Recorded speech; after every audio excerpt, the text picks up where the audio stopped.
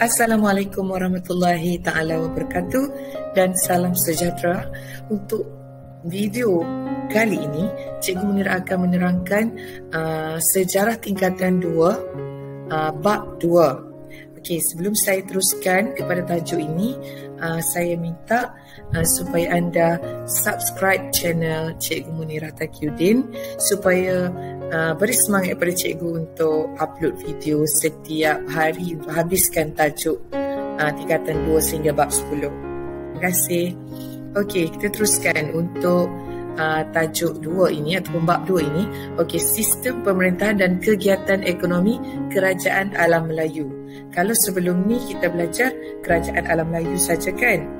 Betul tak bab 1? Ingat lagi tak? Kalau tak ingat boleh tengok balik video-video cikgu yang sebelumnya.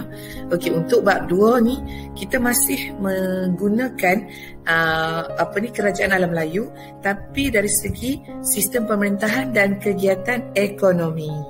Okey. Kita teruskan. Okey, sebelum tu berapa kali sebelum tak tahulah.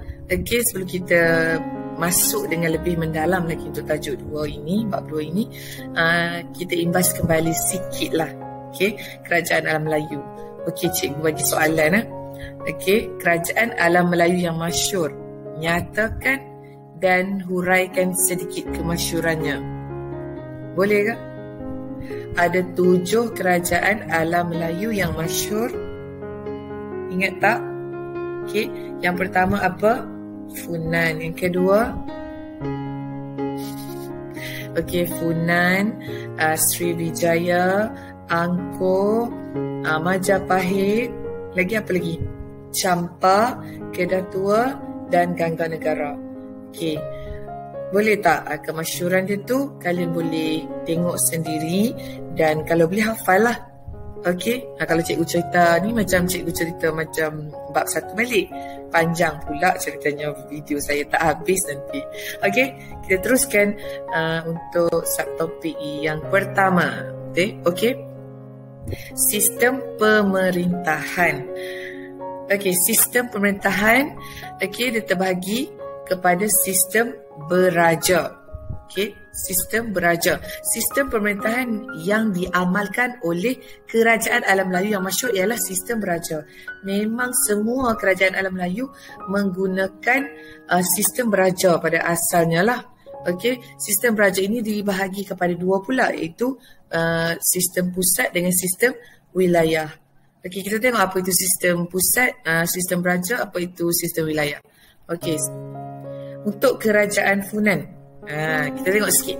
Untuk Kerajaan Funan, okey, apa dia raja? Okey, Raja Funan, nampak tak berapa kali raja tu? Okey, menggunakan pelbagai gelaran. Okey, kurung 6 yang bermaksud Raja Gunung. Ingat tu. Okey. Kemudian Raja yang melambangkan Raja Funan sebagai Raja segala raja. Okay, seterusnya Cakravatin yang bermaksud pemerintah alam sejagat.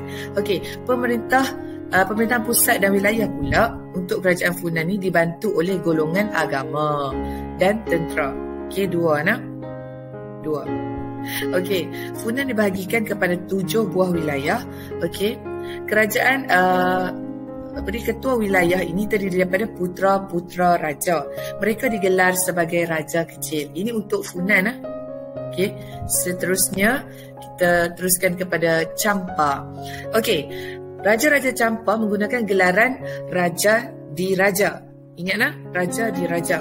Okey, Raja-Raja Champa diiktiraf sebagai pemerintah yang mulia dan suci serta dikaitkan dengan Dewa Siva. Okey, dalam sistem pemerintahan pusat dan wilayah pula, Raja Champa dibantu oleh para pembesar yang bertanggungjawab mengutip cukai, menjaga keamanan dan mengukuhkan pertahanan. Okey, pada peringkat wilayah pula, Champa dibahagi kepada 5 wilayah. Okey, yang pertama adalah Amarawati, Vijaya, Indrapura, Kautara dan Panduranga. Boleh ingat tak? Boleh buat akronim ni. Okey. Indrapura, Amarawati, Vijaya, Kautara dan Panduranga. Okey, boleh ya? Kita teruskan kepada Kerajaan Sriwijaya. Okey, untuk sistem raja ni, Raja-Raja Sriwijaya mempunyai unsur kesaktian yang dianggap sebagai Bodhisattva. Okay, yang merujuk peranan raja sebagai Buddha di bumi. Okey, Raja Sriwijaya digelar sebagai raja di gunung dan maharaja di pulau. Okey, ingatlah. Okey, pemerintahan pusat dan wilayah pula. Okey, raja dibantu oleh Yuvaraja, iaitu putera mahkota Prati Yuvaraja sebagai Raja Muda dan Raja Kumara. Okey, raja turut dibantu oleh golongan agama, tentera, pemungut cukai, hakim dan penjaga harta kerajaan. Okey, pentadbiran wilayah terbahagi kepada dua. Okey, iaitu kedatuan yang ditadbir oleh datuk berketurunan raja dan pradatuan yang ditadbir oleh datuk bukan berketurunan raja. Ini untuk Sriwijaya nak. Okay, teruskan dengan Kerajaan Angkor. Kalau sistem raja ni, Raja-Raja Angkor menggunakan gelaran Dewa Raja yang mengaitkan raja sebagai dewa. Okay, kebanyakannya dia ada pengaruh agama Hindu-Buddha lah ni sebenarnya. Okay, sebab pada awalnya. Okay, kuasa kedua dan ketiga yang penting dalam sistem pemerintahan ialah Permaisuri dan Raja Muda.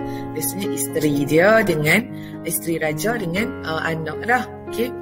Pemerintahan pusat dan wilayah pula, Raja-Raja Angkor dibantu oleh pembesar-pembesar yang bertanggungjawab dalam bidang keagamaan, kehakiman, keselamatan dan perbendaharaan. Pada peringkat wilayah, Angkor dibagi kepada wilayah, daerah kecil dan kampung.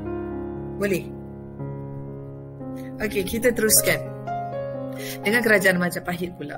Okey, Raja Majapahit menggunakan gelaran Maharaja, Sri Maharaja, Sri Batara. Okey, pemerintahan pusat dan wilayah, raja dibantu oleh Sabta Prabu dan para pembesar. Okey, Sabta Prabu ni apa? Majlis Penasihat Diraja yang terdiri daripada kerabat diraja Majapahit dibahagikan kepada 14 wilayah. Okey, setiap wilayah ini dipecah pula kepada kabupaten. Okey, Kawadanan, Pakuan dan Kebuyutan, iaitu daerah dan daerah kecil serta kampung. Tu nama-nama dia lah. Okey. Seterusnya Kerajaan Kedah Tua. Okey, Kerajaan Kedah Tua banyak dibayangi oleh kerajaan besar di alam Melayu, terutamanya Kerajaan Sriwijaya.